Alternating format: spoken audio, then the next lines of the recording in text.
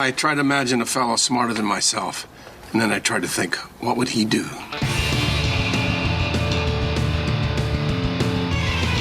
Charge up your axons, ready your receptors, and shift your lobes into upper beta phase. You are listening to Smart Drug Smarts, the podcast dedicated to helping you optimize your brain with the latest breakthroughs in neuroscience, nootropics, and psychopharmacology. Hello and welcome to Smart Drug Smarts. I'm Jesse Lawler. I'm your host. I'm super excited to bring you our inaugural episode of this podcast. Very first time out the gate here, so if it sounds like I haven't quite figured out what I'm doing yet, well, that's because I haven't. But we're learning as we go, and actually this is sort of a learn as I go podcast because I am not a medical doctor, nor am I a smart drugs manufacturer, nor a smart drugs really expert in any sort of way, shape, or form, but I am extremely interested in the topic. I think it's super cool what people can do with their brains nowadays, and this podcast is basically sort of a formalized way for me to further my own education in this area and sort of bring anybody else who is interested along for the ride. So hopefully this will be a something that'll be useful to other people as well. If you stick around till the end of the episode, I'm going to let you in on something that I learned during my first interview, which is the surprising history of the date rape drug. I didn't know there was anything other than date raping to the date rape drug, but apparently there's much more. So hang around for what I like to call our ruthless listener retention gimmick. We have a fantastic guest this week. Our inaugural guest, he is Dr. Ward Dean, a man who literally wrote the book on smart drugs. In case it sounds like I'm exaggerating there, I will underscore that point. This guy actually wrote a book entitled Smart Drugs and Nutrients, How to Improve Your Memory and Increase Your Intelligence Using the Latest Discoveries in Neuroscience. That was first published back in 1991.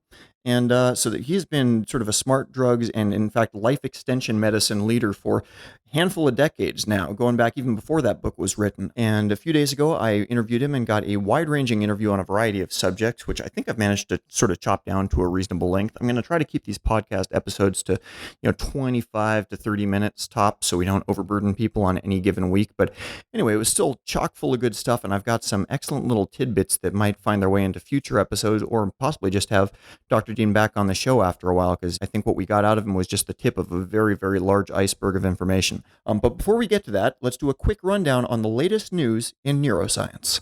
Smart Drug Smarts, this week in neuroscience.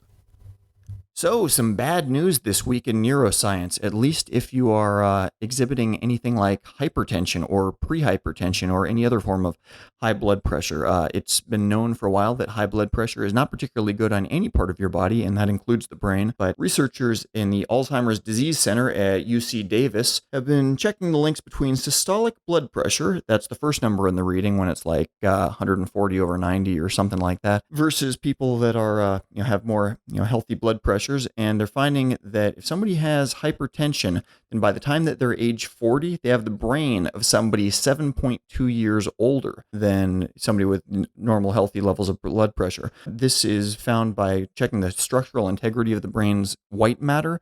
And basically, this is kind of an early warning sign for the problems that could lead to dementia and Alzheimer's later in life. This isn't to say that at age 40 you're going to be getting dementia or Alzheimer's if you have high blood pressure, but it's saying that, given the right test, they can already see sort of the cracks in the foundation that are starting that are kind of a, sure sign pointing in a very bad direction. So, one more reason to be aware of your whole body's health when you're thinking about your brain's health, and that your blood pressure is something that you should watch very carefully. We'll have a link to this article on the website. Smart Drug Smarts. Okay, with no further ado, here we go, dropping you straight into the interview with Dr. Dean. The reason I went to medical school was because of my interest in anti-aging life extension. I've been interested since I was about 12 years old.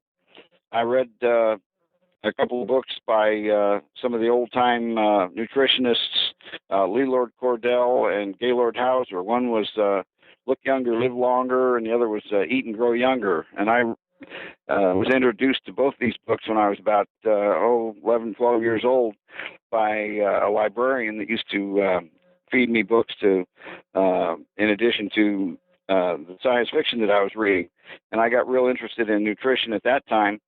And I graduated from West Point in 1967 and spent 6 years in the infantry. I was a Ranger Battalion advisor in Vietnam, and after 6 years in the infantry, I was finally able to get into medical school in Korea. and I graduated in 1978. And at that time, of course, there was no such thing as an anti-aging doctor, but that was, again, my motivation for going to medical school was to become an anti-aging doctor. And of course, the field has just blossomed since then. When I was in private practice in Southern California in the early 80s, one of my patients was a fellow named John Morgenthaler. And John was also very interested in preserving his cognitive function, and we spent a lot of time talking about it, and he took a look at my files on the subject and suggested that we write a book. Yeah, I saw that he's a co-author on a few of your books. Exactly. And basically, the book was designed as a technical manual for my patients because I kind of got tired of explaining the same thing over and over to all my patients that kept coming in. And so we wrote the book, and we figured, well, maybe we'd have printed up in about 500 to 1,000 copies just to give away to the patients. And what increased the sales was I have to give John Morgenthaler, my co-author, the big hand on that.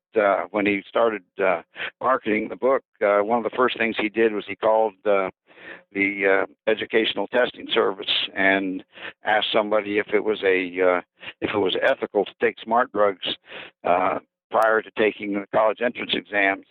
And they said, oh, no, this was terribly unethical. So he got the name and position of the person that did that and put out a news release about how it's unethical to take smart drugs before college entrance exams. And, of course, that was published in 1,500 newspapers in the United States, and book sales just took off.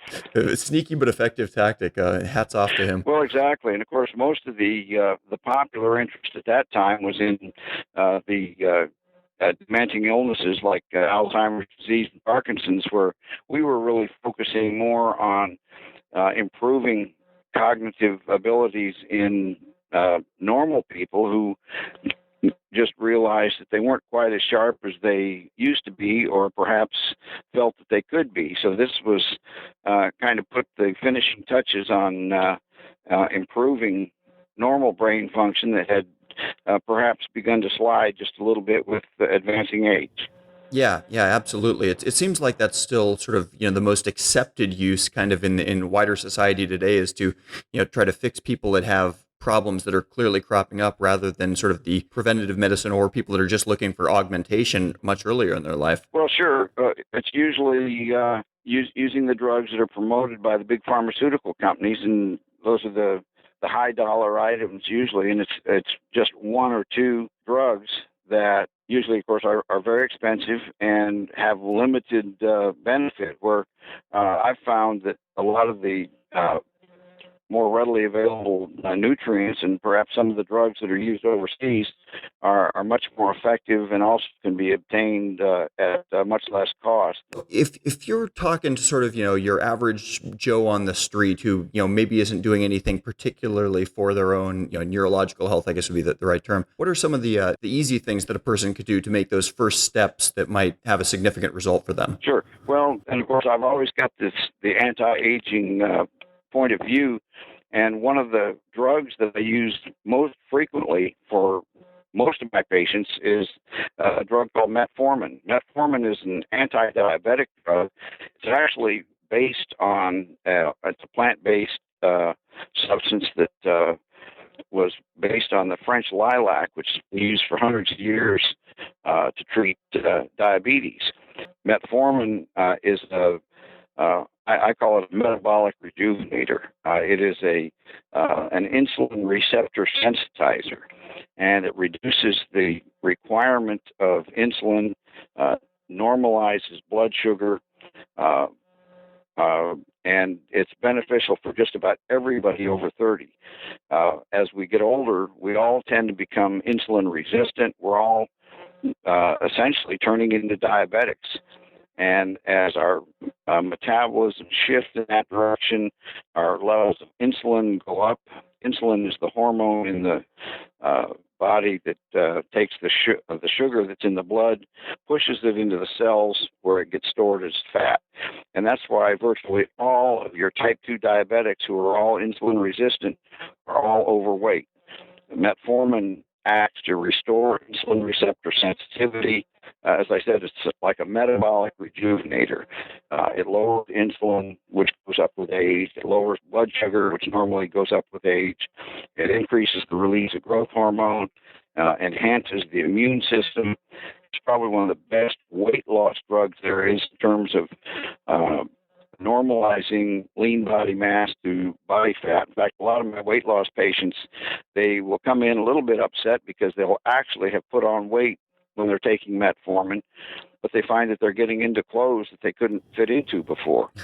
And that's because it actually changes their morphology, increasing their lean body mass, bones and muscles, which is heavier. Right. Helps to burn body fat.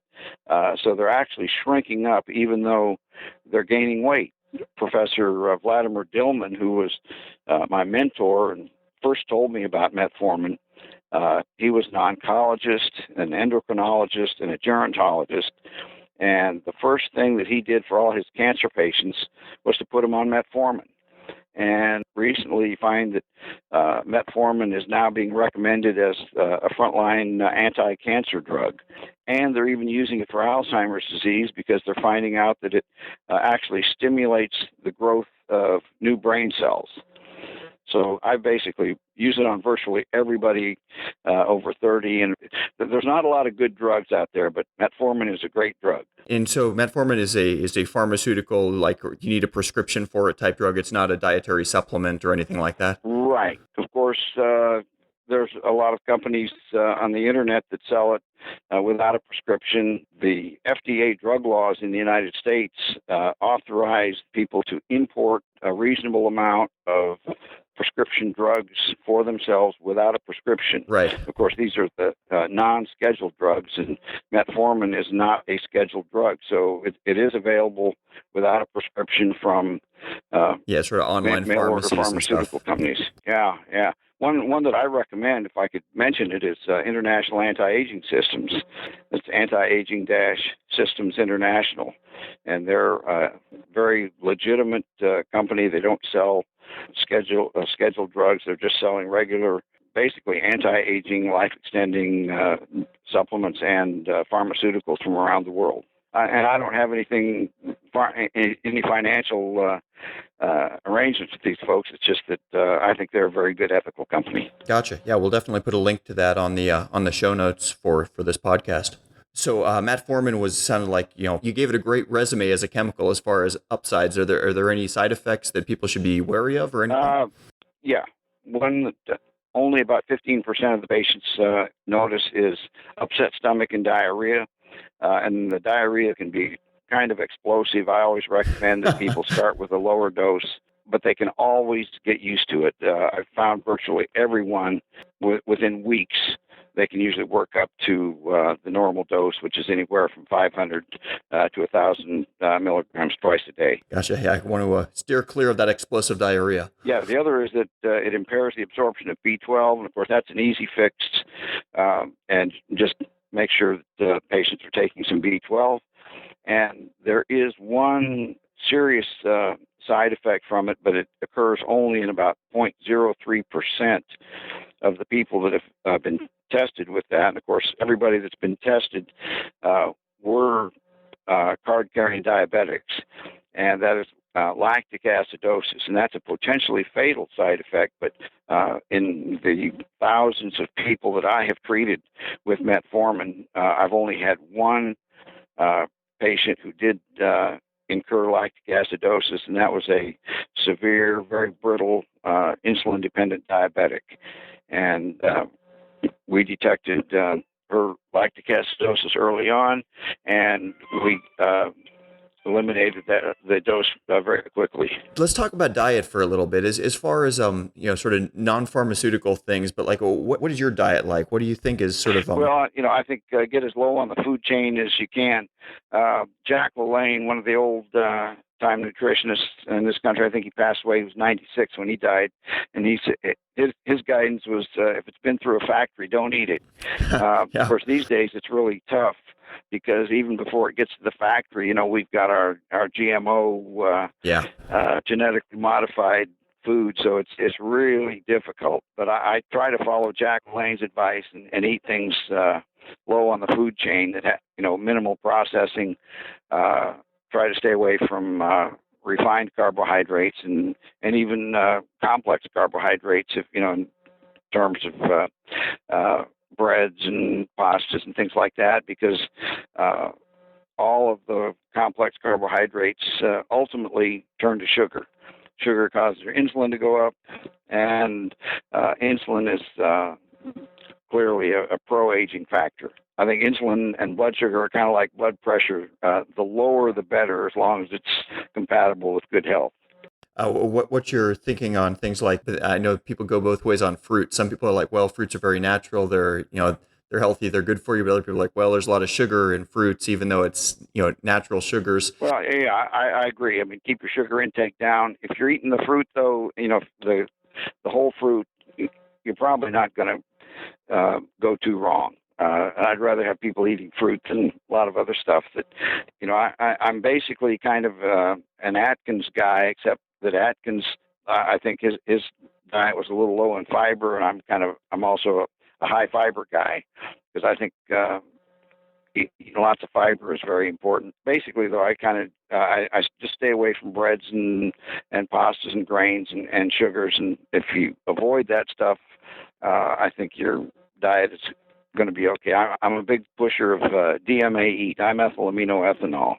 This is actually, it's very high in fish in concentration, and DMAE impairs the production of lipofuscin. Lipofuscin is the aging pigment that accumulates in the back of our hands and forms these aging spots. That's what the aging spots are. Okay. Right. But it's also, those are the visible ones, but it also in the brain, in the heart, in the muscles.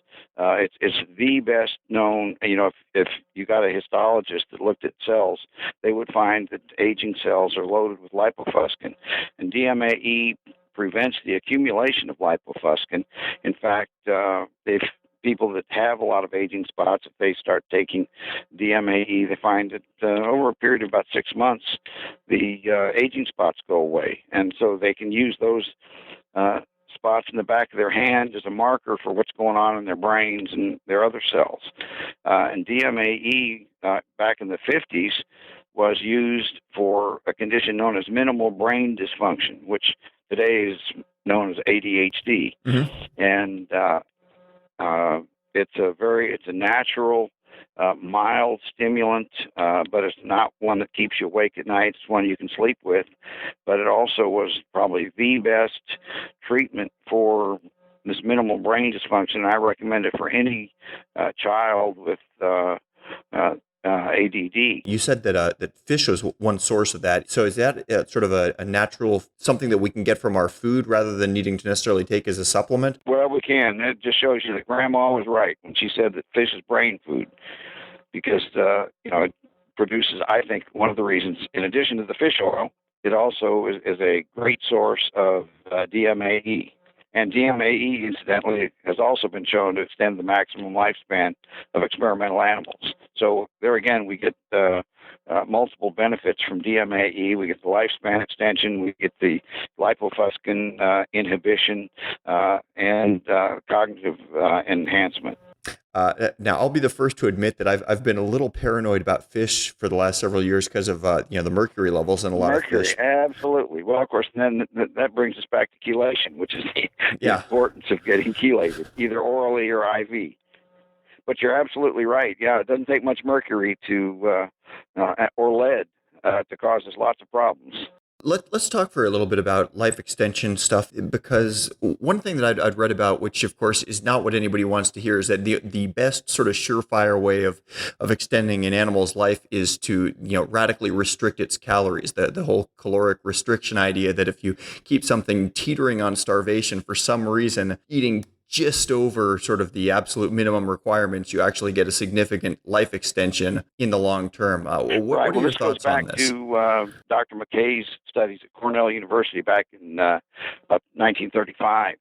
And for many years, that seemed to be the best way to increase maximum lifespan was caloric restriction. The NIA, National Institute on Aging in the United States, recently has, I think probably back in the 80s or maybe in the 90s, they started doing lifespan studies of chimpanzees with caloric restriction.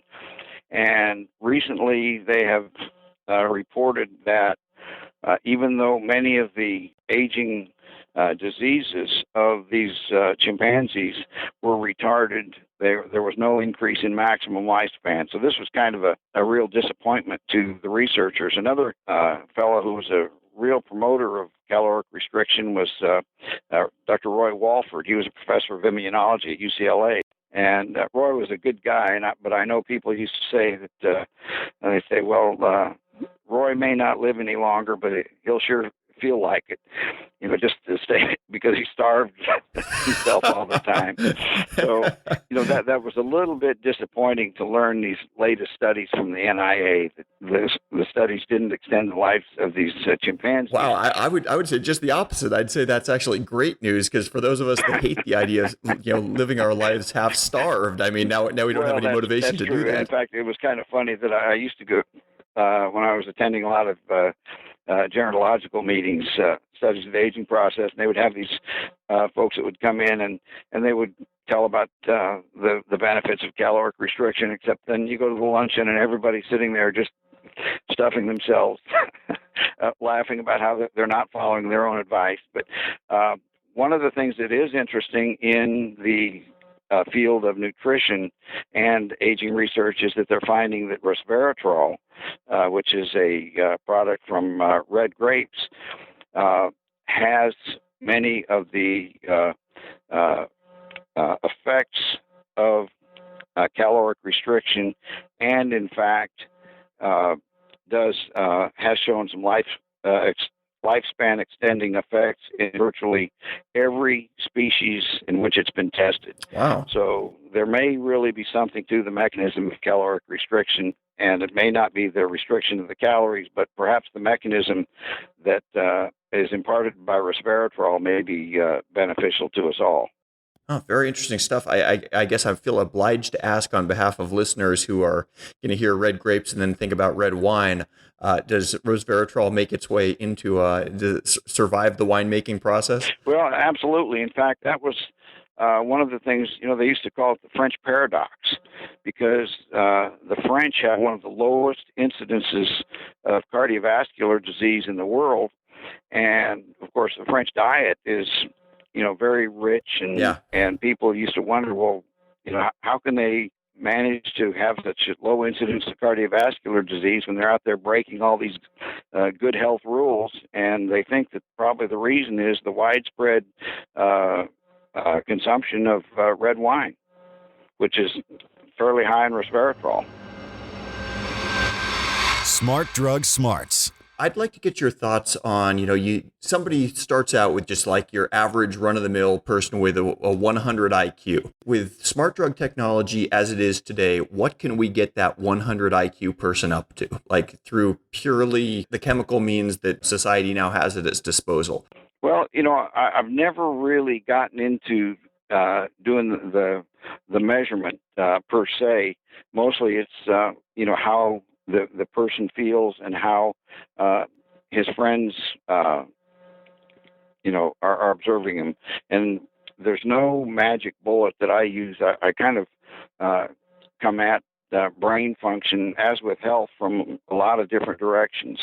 For example, one of the most common hormonal deficiencies I find is thyroid hormone. I think anywhere from 40 to 60% of the adult population are functionally hypothyroid and could probably benefit by a little bit of thyroid hormone. And certainly when you find people who have been deficient in thyroid, when they take the thyroid, their energy levels go up, their cognitive performance increases. It's a real life changer. Interesting. I think in the pharmaceutical realm, another substance that I don't know that it increases the IQ per se, but increases the alertness, is drugs in the class of modafinil.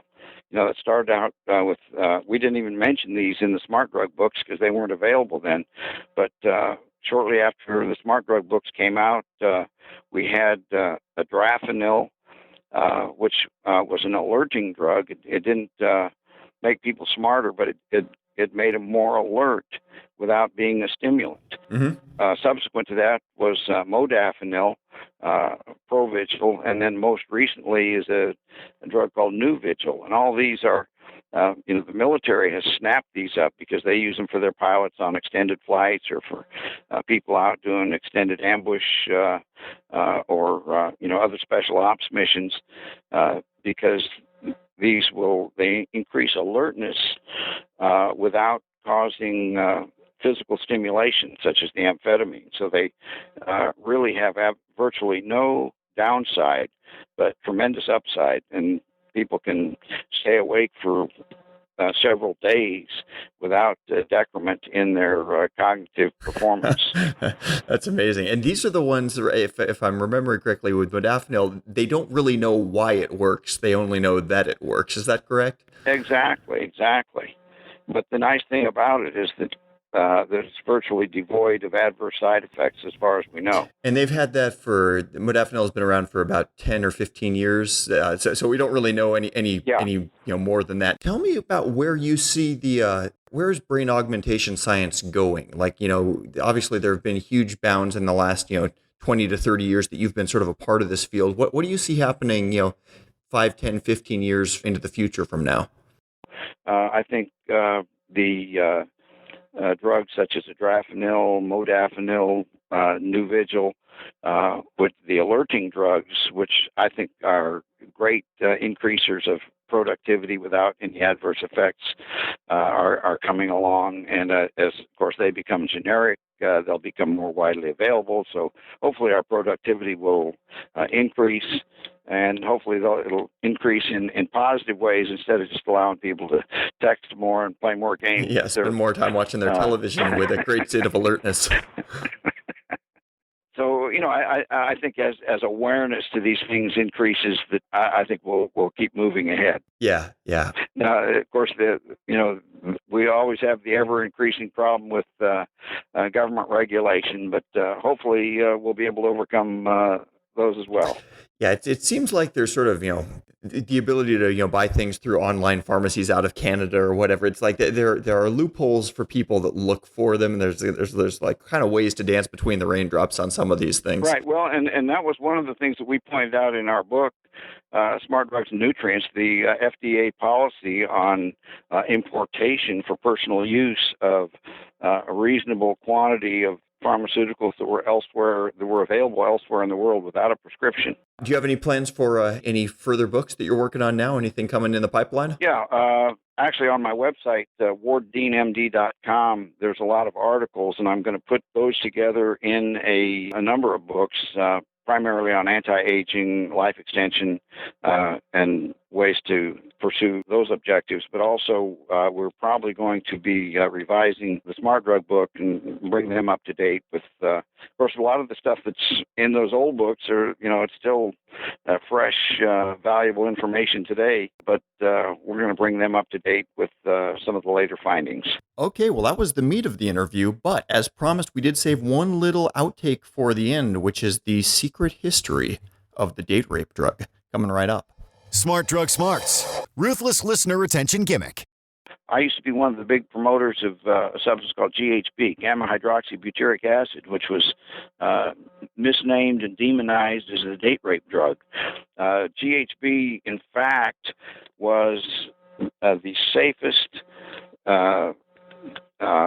most non-toxic, non-habit-forming sleep-inducing substance known. It was the only substance that actually enhanced all 4 phases of sleep. We've got a lot of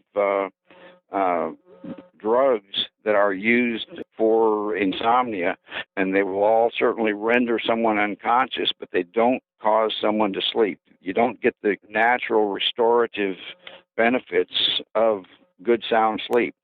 And virtually everybody, as they get older, of course, their melatonin levels drop, and that's one reason that they don't sleep as well. But people just don't sleep as soundly as they get older as they did when they were younger. And GHB was the one substance that would promote sound, restful sleep, and I think that was one of the best anti-aging treatments there was.